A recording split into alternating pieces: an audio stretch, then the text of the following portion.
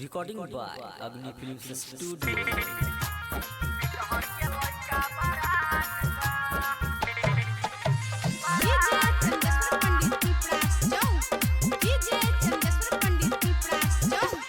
होई रंगादार ना केहू से डरीले, जहाँ जानी वहाँ शान से रहीले।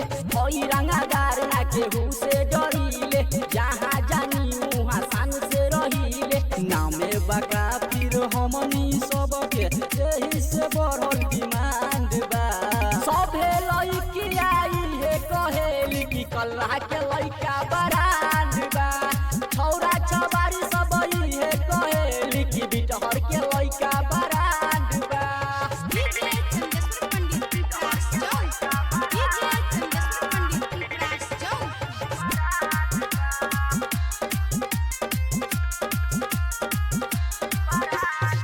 हमनी के सोझा में केहू डर नहीं बोले ले।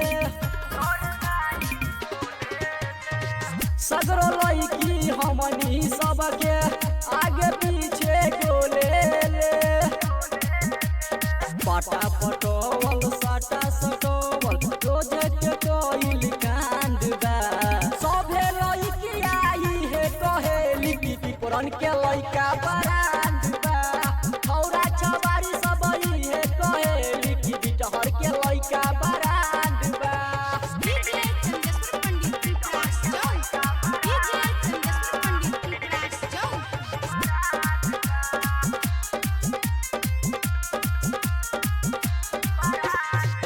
राजू रंजन रहेला सगरो सिनाया पन कान के।